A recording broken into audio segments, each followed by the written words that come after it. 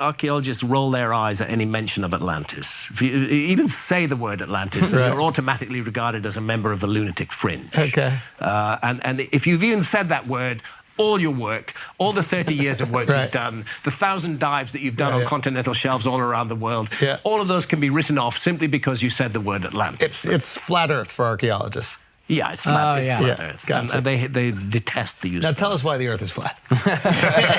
Well, that's one theory I definitely don't buy into. No. Give us Yeah. the Atlantis theory. So the story of Atlantis comes down to us from Plato. It's expressed in two dialogues, the Timaeus and the Critias. Okay. Plato was writing at around 300 BC. Does it come from his uncle? Yeah, it's arguably from a member of his family line, who was the Greek lawmaker Solon, Solon, yeah. who did make a famous and documented visit to Egypt around the year 600 BC. And he was told in Egypt. And he was at the Temple of Neith at Sais in the Delta, and there are these inscriptions on the walls. That temple no longer exists. It's a ruin in the Delta now. There are these writings on the walls, and he asks a priest, what do the writings say? And the priest spoke Greek and ancient Egyptian, and he told Solon what the writings say, that there was this great civilization, that it was destroyed in an enormous flood. Plato, or Solon, refers to it as Atlantis. Atlantis is not an ancient Egyptian word. It looks like some attempt to translate into a meaningful Greek phrase what was originally an ancient Egyptian phrase. And that ancient Egyptian phrase, I can tell you pretty much for sure, was the homeland of the primeval ones. And I'll tell you why in a minute. But the point is that then Solon asks, when did this happen? And the priests say, they're very relaxed about it. They say, 9,000 years ago.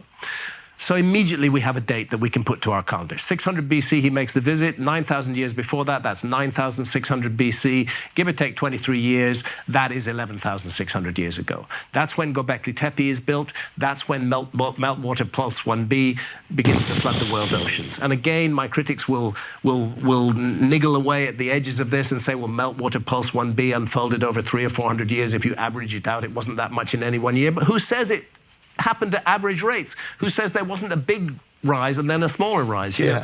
These things are very annoying. But the bottom line is 9,000 years before Solon is 9,600 BC. That's the Atlantis date. That's Göbekli Tepe's date. And then secondly, the Temple of Horus at Edfu in Upper Egypt is very important. There's been, I worked with a partial translation. Edfu is? Edfu's in Upper Egypt. It's sort of halfway to Aswan, in southern Egypt. It's kind of middle. Aswan is the quarry, I believe, where they Aswan's the quarry where they got a lot of the granite that they Right. brought. It's about 500 kilometers south, but Edfu's a bit further north than that. But it's also on the Nile.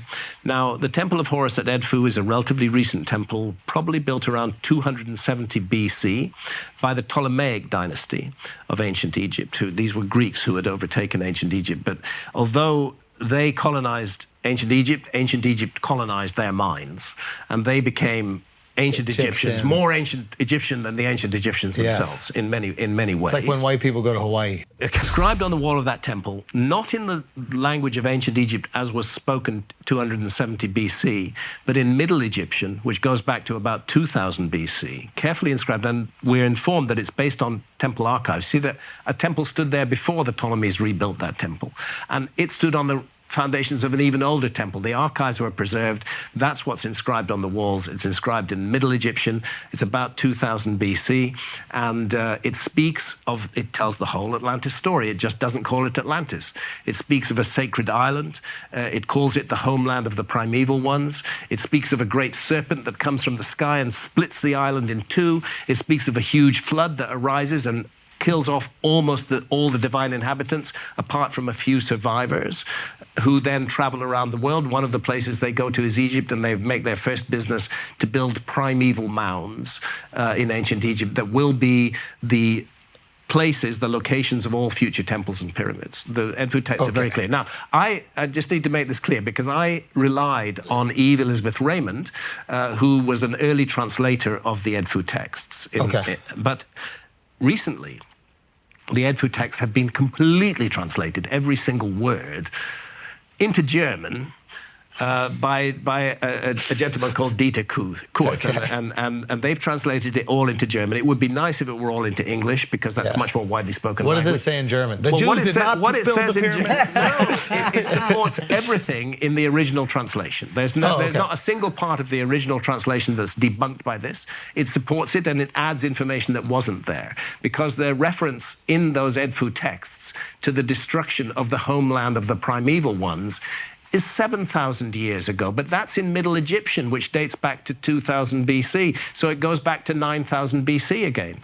In 9,000 BC is 11,000. Yeah, it brings us to the same date. So I think that Egyptologists have been too hasty to dismiss Plato's story. Real quick, so we can just understand what was said.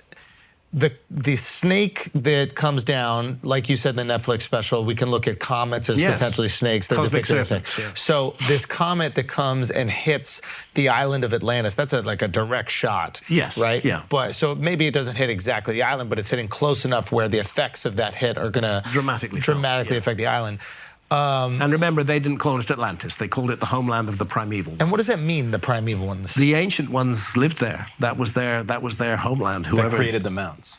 Who then, their survivors, who included 7 sages, traveled around the world seeking to rebuild their lost civilization. And we've heard this. And Egypt was one of the places they went to. Okay, now, some people say the Azores Plateau might be Atlantis. Have you ever been there? And maybe we can describe really quickly where that is. Well, it's in the Mid-Atlantic and on the Mid-Atlantic Ridge. The Mid-Atlantic Ridge is interesting because there's a phenomenon called isostasy.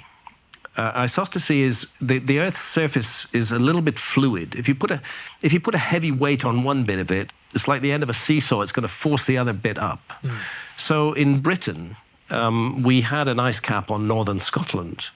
But right now, the Isle of Wight in the English Channel, far to the south, is sinking beneath the ocean. Why is that?